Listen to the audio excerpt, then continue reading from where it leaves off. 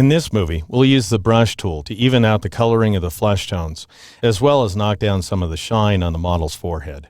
And if you zoom in on the makeup underneath the model's eyes, you can see that it doesn't quite match the coloring of the natural skin tones. You can see it's even more evident over here on the left-hand side. So we're going to take care of that problem using the brush tool, which you'll find directly below the healing brush. And you can get to the tool by pressing the B key. And if for some reason you see some other tool in the slot, go ahead and click and hold on that tool and choose the brush tool from the flyout menu. Now I'm going to increase the size of my brush. If I was to start in just painting inside the image, I would paint with the foreground color, which by default is black. And so I'd create this fuzzy black brush stroke. Obviously that's not what I want. So I'll press Ctrl Z or Command Z on the Mac to undo that change. However, I do want a fuzzy brush. So I'll right click inside the image. Make sure your hardness value is set to 0% for this effect to work. And then press the Enter key or the Return key on the Mac to hide that panel.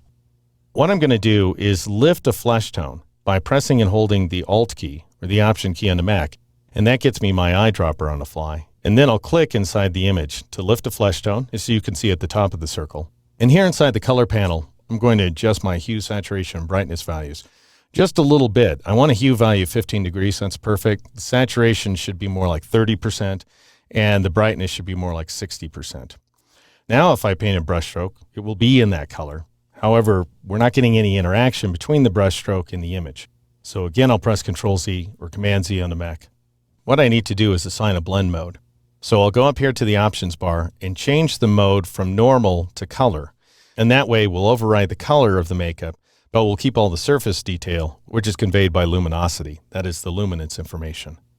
So I'll go ahead and choose color and then paint over this region like so. Now we're getting some colors that are awfully hot, as you can see. That is overly saturated in the shadow detail. So we need to break color into its two parts. I'll press Ctrl Z or Command Z on the Mac to undo that change. If I go back to the blend mode pop-up menu, you'll see that there's two options above color, hue and saturation. Those are the ingredients that make up color.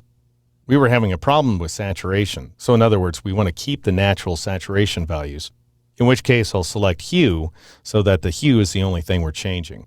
And now I'm going to increase the size of my brush just a little bit more and paint inside of this region of makeup like so.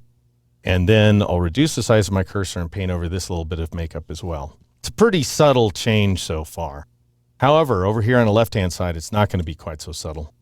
So I'll pan over to that location, increase the size of my brush, and paint underneath the eye, and we get a more credible effect. So we can still tell that she's wearing makeup, but at least the makeup is the right color. All right, now I'm going to zoom out a little bit.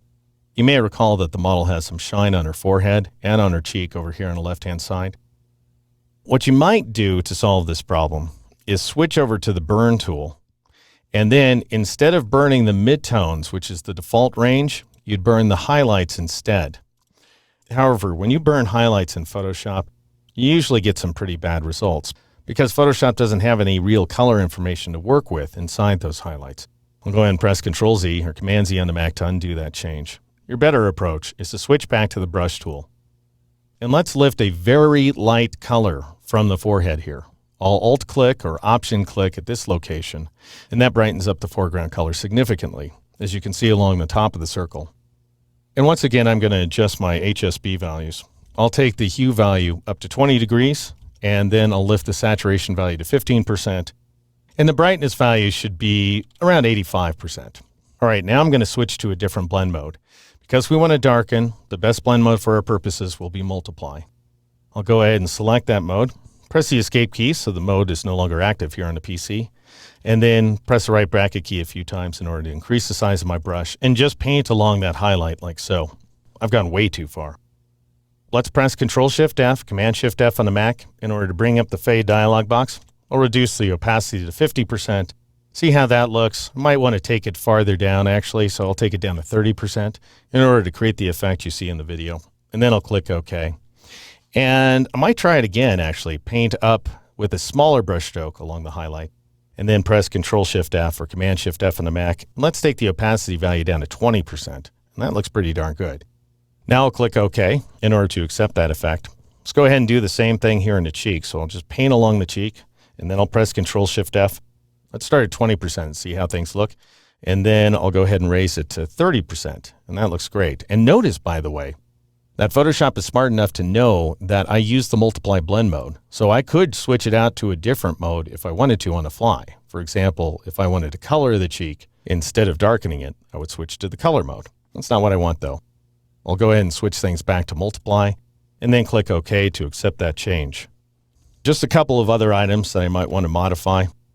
By the way, you could change the opacity on the fly. So I could say, gosh, I'll press the 5 key to reduce the opacity value to 50%, and then I'll paint over this area. Problem is that it's easier to do the fade from the fade dialog box because you can see it happen as opposed to trying to anticipate what it's going to look like. So now I'll press Control-Shift-F, Command-Shift-F on the Mac. It shows me that my opacity value is 50%, which is awesome. I'll take it down to 30% and click OK. And then I'll paint along just under the left eyebrow. And actually that looks good at 50%. So I'll leave it as is. All right, now I'll switch back to the rectangular marquee tool. Let's go ahead and reset the view once again. And just to give you a sense of what we were able to accomplish here, I'll press the F12 key in order to revert the image to its saved appearance. And you can see that we have some awfully bright shine up in the forehead and this off-color makeup, for example, under the left eye. And then if I press Control-Z or Command-Z on the Mac in order to reinstate my changes, the skin tones are looking a lot more organic to the model's natural coloring. And that's how you use the brush tool to adjust the coloring of a portrait shot here in Photoshop.